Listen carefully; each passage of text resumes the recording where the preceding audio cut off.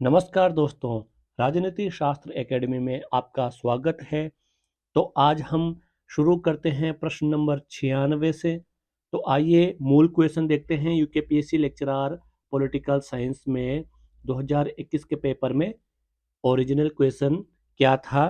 तो क्वेश्चन था, लोकसभा के स्पीकर के बारे में निम्न में से क्या सही नहीं है? तो सही आंसर है सी। उसको हटाने के लिए जब सदन में प्रस्ताव लाया जाता है तो वह अपना वोट नहीं डाल सकते हैं। आर्टिकल 100, यानी ये सही नहीं है। आइए इसको देखते हैं।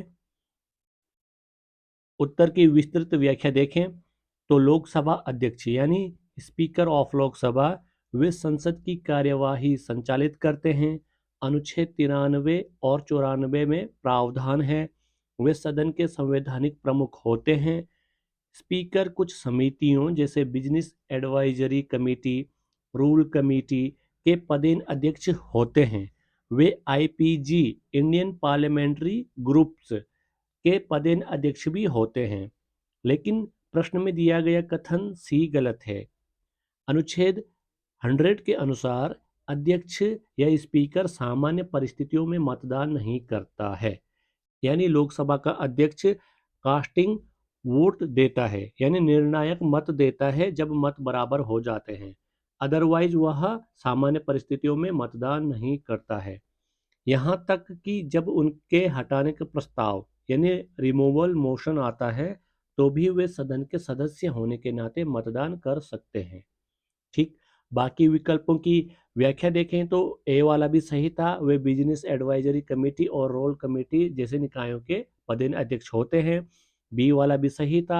X officio chairman of IPG वे भारतीय संसदीय समूह के भी पदेन अध्यक्ष होते हैं। और सी गलत है क्योंकि वो मतदान नहीं कर सकते वाला जो ऑप्शन था। ठीक। और रही बात डी वाला ऑप्शन की, ये भी सही है। वे लोकसभा के संवैधानिक और औपचारिक प्रमुख होते हैं। बात करें अतिरिक्त तथ्य की, तो लोकसभा अध्यक्ष को हटाने का प्रस्ताव केवल सदन के सभी सदस्यों के बहुमत से पारित होने पर ही सफल होता है।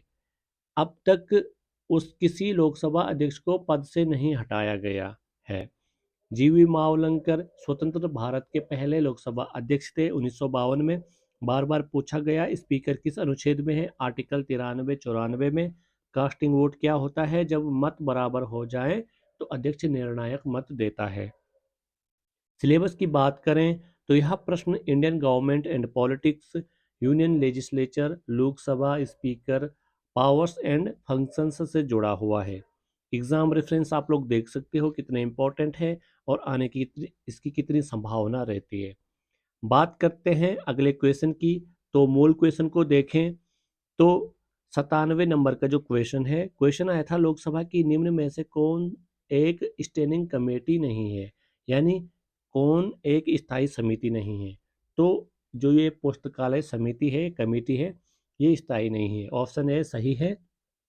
आइए इसको देखते हैं। उत्तर की विस्तृत व्याख्या देखें तो स्टैंडिंग कमेटी ऑफ लोकसभा जो स्थायी समितियां हैं, लोकसभा की स्थायी समितियां वो होती हैं जो हमेशा बनी रहती हैं और नियमित कार्य करती हैं। इनका गठन लोकसभा अध्यक्ष द्वारा किया जाता है। कौन कौन सी मुख्य स्थायी समितियां हैं? तो पब्लिक अकाउंट कमेटी, पीएसी जिसको बोलते हैं, सरकारी व्यय की जांच करता है। ठीक। कमेटी ऑन पब्लिक अंडरटेकिंग सरकारी उपक्रमों की जांच करता है। ठीक। कमेटी ऑन एस्टिमेट अनुमान या बजट की जांच करता है। और कमेटी ऑन सब ऑर्डिनेट लेजिस्लेशन अधीनस्थ कानूनों की जांच करता है। यानी लाइब्रेरी कमेटी स्थायी समिति नहीं है, बल्कि यह एक डिपार्टमेंटल कमेटी है जो केवल संसदीय पुस्तकालय से संबंधित कार्य देखती है। बाकी विकल्पों की व्याख्या देखें तो ए स्थायी समिति है, अधीनस्थ कानूनों पर नजर रखती है। ठीक। और रही बात सी ऑप्शन की, तो बहुत महत्वपूर्ण स्थायी समिति के की रिपोर्ट की जांच करती है। ठीक। कौन? Committee on public account. और डी, यह भी स्थायी समिति है, सरकारी कंपनियों और उपक्रमों की जांच करती है। और जो ये वाला ऑप्शन था ए, यह स्थायी समिति नहीं है। अतिरिक्त तथ्य की बात करें, लोक लेखा समिति जिसको हमने अभी देखा है, के की रिपोर्ट की जांच करती है। पब्लिक अंडरटेकिंग कमेटी सरकारी कंपनियों और उपक्रमों पर नजर रखती है। एस्टिमेट कमेटी सबसे बड़ी समिति 30 सदस्य वाली, ठीक है, केवल लोकसभा से यह बनती है। बार बार पूछा गया, लोकसभा की 3 प्रमुख वित्तीय समितियां कौन सी है? Estimate committee, PAC, public undertaking committee, ठीक। लाइब्रेरी कमेटी स्थायी समिति है या नहीं? तो नहीं है, ठीक, मतलब नहीं है। सिलेबस की बात करें तो यह प्रश्न Indian government and politics, union legislature, Lok Sabha committee, parliamentary control से जुड़ा हुआ है। एग्जाम रेफरेंस आप लोग देख सकते हो कितना इंपॉर्टेंट है और आने की इसकी कितनी संभावना है।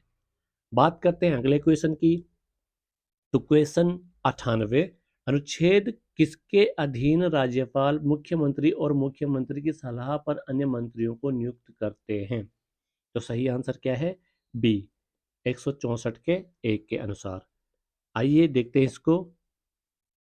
उत्तर की विस्तृत व्याख्या देखें तो अनुच्छेद 164 का 1 राज्यपाल मुख्यमंत्री की नियुक्ति करता है और मुख्यमंत्री की सलाह पर अन्य मंत्रियों की नियुक्ति करता है। मंत्रीगण राज्यपाल के प्रति सामूहिक रूप से उत्तरदायी होते हैं।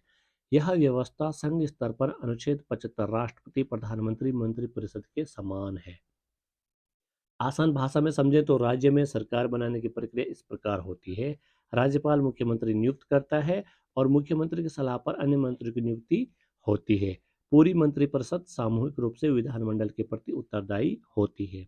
बाकी विकल्पों की व्याख्या देखें तो आर्टिकल 163 का क्लोज 1 क्या है? इसमें राज्यपाल और मंत्रिपरिषद के बीच सलाह की व्यवस्था है।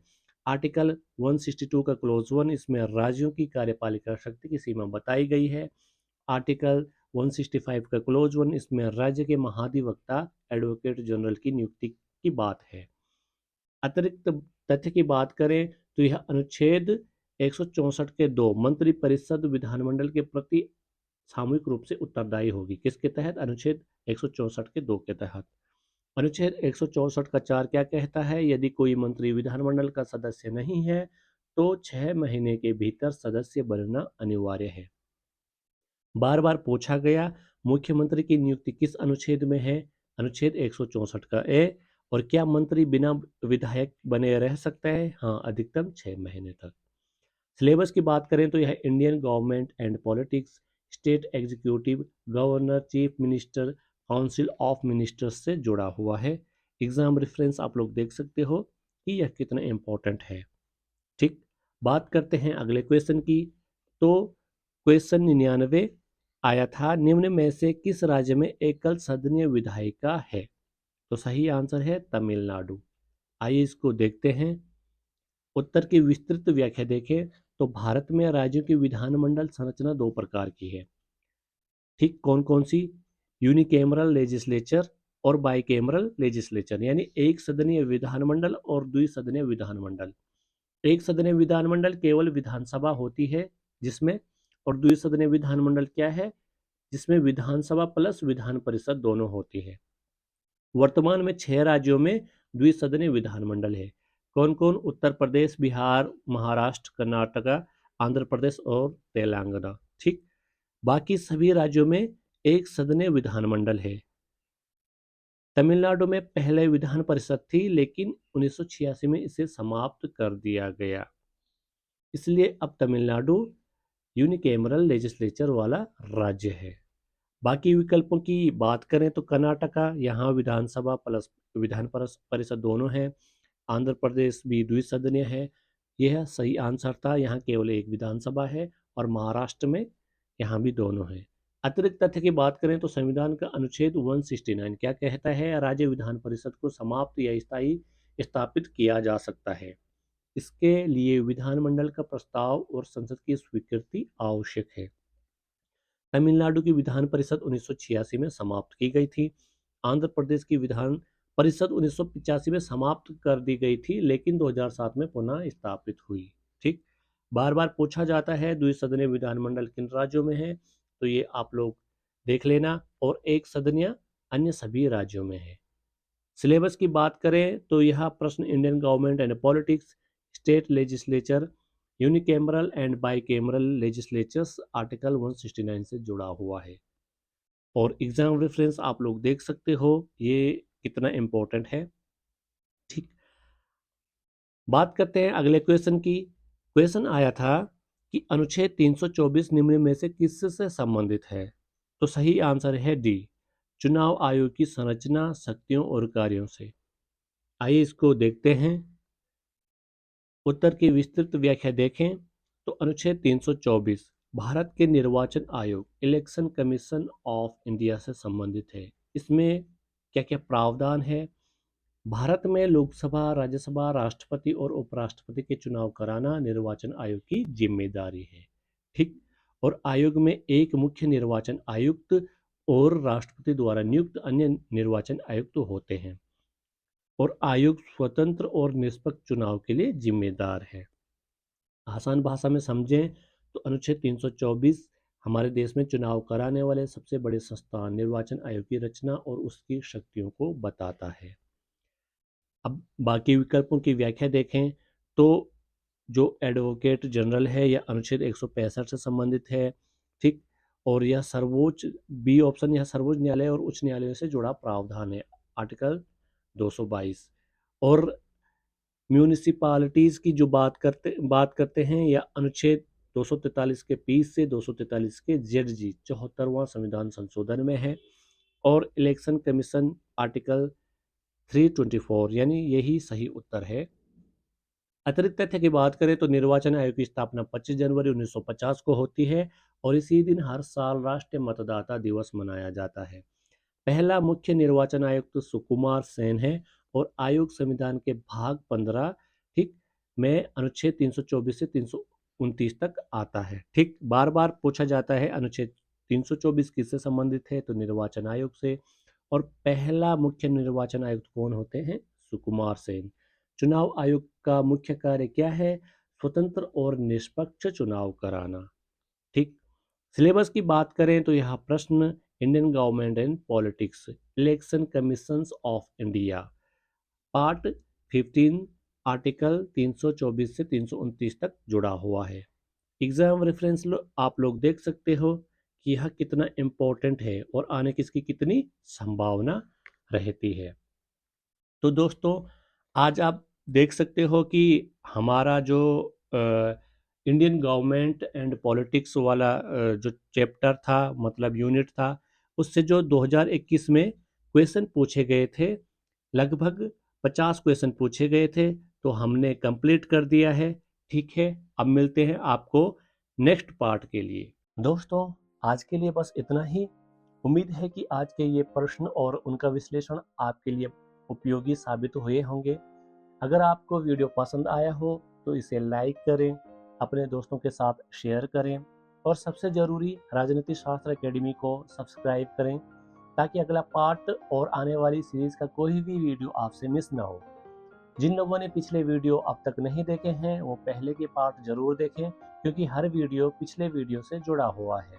और हाँ, आप हमारे टेलीग्राम चैनल राजनीति शास्त्र एकेडमी को जरूर ज्वाइन करें, जहां आपको free exam materials, UKPSC political science के करंट अफेयर्स अपडेट्स और पीडीएफ नोट्स मिलेंगे।